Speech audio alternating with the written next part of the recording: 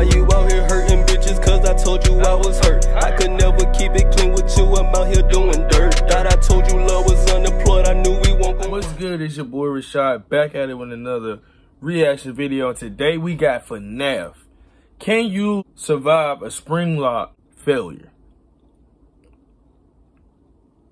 Hell no. Springlock suits. Quite innovative, I must say. You can either have it worn by an animatronic or a living person. You won't have to buy any separate suits for the people, so you'll end up saving money. Now, if only there was a drawback to this. In case of a Springlock failure, would you, or anybody for that matter, be able to survive? That's what I seek to answer in this video. Could you survive? That gotta be, that's William Afton. Let's take a look at the basics. The whole reason a human is able to wear a Springlock suit is the Springlock mechanisms that are wound up using a hand crank. This holds the animatronic parts back to allow room for a person to climb inside and effectively wear the suit. The Springlock suit has two forms, the animatronic mode, where the endoskeleton is in normal position. Alright, we 48 seconds in, right? Why would you want to wear something that you got a hand crank? Does it snap back, or you got to hand crank it to fit your arms?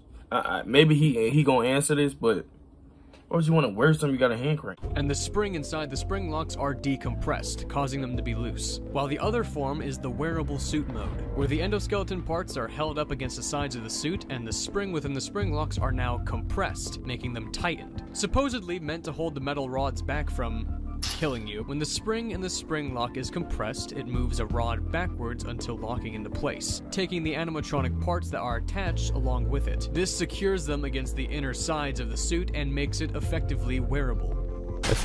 If you're wearing a Springlock suit, the last thing you want to occur is the springs going from compressed to decompressed with no prompt. Whenever this happens, it is called a Springlock failure. Springlock failures can happen for a multitude of reasons.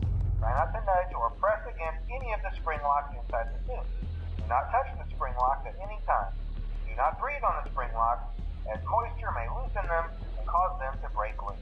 In the case that the Springlocks come loose while you are wearing a suit, please try to maneuver away from populated areas before bleeding out, as to not ruin the customer experience.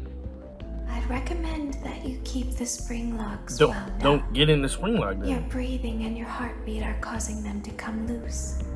Now, what truly happens in a Springlock failure? Instead of the hand crank being safely unwound and making all the Springlocks slowly decompress, the Springlocks either rapidly decompress in an uncontrolled fashion, or the Springlocks actually end up completely breaking. This sudden change in state in the Springlock sends the metal rods and animatronic parts racing back into position, with enough force to puncture flesh, organs, and even bone. Now, there are Springlocks all over the inside of one of these suits, and one would think that if only one of them were to trip, then you would be completely fine. Unfortunately, that is almost never the case. The sheer pain you feel during the first Springlock being decompressed will cause you to flinch or make a sudden movement. And during that movement, if you bump into something, say goodnight. This is what can cause a violent chain reaction. Any sort of sudden movement in the suit can cause the other Springlocks to come loose, especially if during that sudden movement you end up smacking into something. Some people might bring up how in the comic books, Dave shows how the Springlocks work. Whenever he sets off only one of them, all of the other ones don't activate. However, these suits have metal clamps on the inside and a fastener on the back, and apparently these suits use the clamps and rods to fuse the endoskeleton to the suit. In costume mode, the clamps are pulled back and you're able to fully climb inside, all around. Ultimately, the force of that makes the Springlocks go loose. Though it does seem like the suits from the books and the suits from the games are vastly different. They do share some similarities, like for example, if you touch the Springlocks, they can come undone. And chances are, whether you're wearing either or suit, if you slam it against the ground or any sort of solid surface, the Springlocks will have a very high chance of coming loose. It's also mentioned that it's very hard to set off the Springlocks unintentionally, so if you're like walking around or something, unless the suit has not gone through proper maintenance. Now, with all of this in mind, you would think the chances of surviving such an event would be unachievable. But the main killer of the FNAF franchise has survived one of these before. No, I'm not talking about Springtrap. I'm talking about this.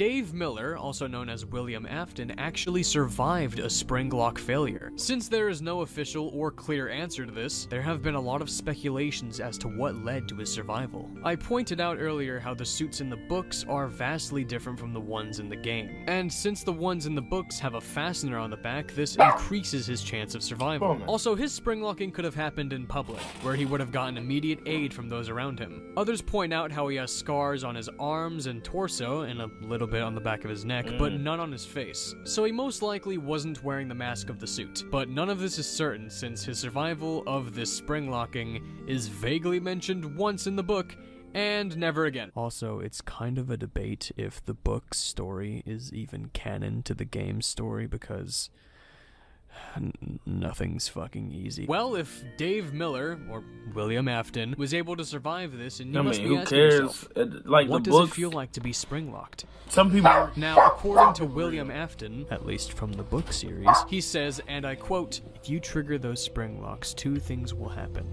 First, the locks themselves will snap right into you, making deep cuts all over your body. And a split second later, all the animatronic parts, all of the sharp steel and hard plastic will instantly be driven into your body.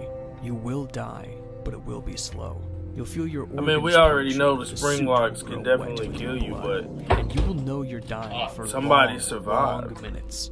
You'll try to scream, but you'll be unable to. This is also all fictional. And your lungs it's a fictional will story made up, so until you drown in it. Kids, please do not try to build springlock suits and get inside them shit. You will die. You don't die from blood loss or trauma. Parents, be attentive. You die from drowning in your own blood. Some of them believe all this shit. Holy shit. With all of this build up and information out of the way, I believe it is finally time to answer the question. Could you survive a spring lock failure? His camera, his audio got... It depends. There are several different circumstances that can impact the situation and your survivability rate. Like, how old is the suit? Has it gone through proper maintenance? Are the metal rods rusting away? Are you in public? What's your body type? Have you ever had any experience with these suits? Many questions that yield several different outcomes. Let's picture a scenario similar to William Afton in FNAF 3. You're a skinny guy inside the suit, in a locked room, alone. The building is leaking with water, the suit is old, and the spring locks are wet along with you breathing on them. And then suddenly, yeah, you're dead. No one is around to help, and since it's just an old suit, it's probably super sensitive to any kind of movement. Once the spring locks start going off, your best bet is to just hope that one stabs you in the heart. By a suit, Also, I know Afton is experienced with these suits. He should have seen the water leaking from the goddamn ceiling and hitting the suit. But you've got to realize that he was probably horrified seeing all these ghost children. He definitely was not thinking clearly when he put on that suit. But let's put up an alternate, more, I guess, positively lit scenario. You're in public, the suit is not old and has had proper maintenance. You're experienced with these suits and the building that you're in isn't leaking water. Chances are, if a couple of spring locks come loose, then you'll have people around you to help you out of the suit. And emergency services will be notified.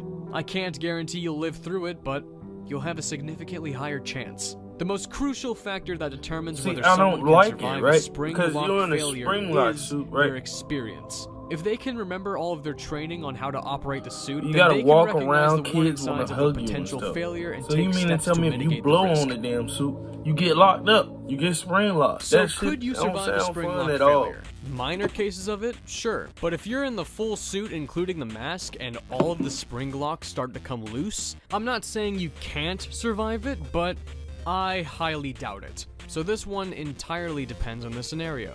So for what it's worth, you better hope it was just 1 or 2 spring locks in like the lower legs or somewhere in your arm and not in the face or the chest. Thank you all for watching this video. If you think I missed anything crucial that could possibly change the outcome of this answer, be sure to let me know down in the comments. Anyways, it's been me, Wazerbite, and I will see all you in the next video. Shout out Wazerbite, man, for that video, man. Can you survive a spring lock failure? The answer for me is no, man, because anybody who wants to put on the costume, they want to put on the full suit. And it's some idiots out here actively right now as we speak trying to make spring lock suits. This is completely stupid. People can't associate reality with fiction. Sometimes they mix the two. And You play stupid games, you get stupid prizes, man. The concept of all of this is cool, but I just don't recommend you do this. It's a cool video game. I love the movie. Can't wait for number 2. But at the end of the day, don't try this shit at home, man. Without further ado, it's been your boy Rashad. Peace, love, prosperity. And we out. No, no, no, no, no, no, don't go. No, no, no, no, don't go. No, no, no, don't go. Be my shot.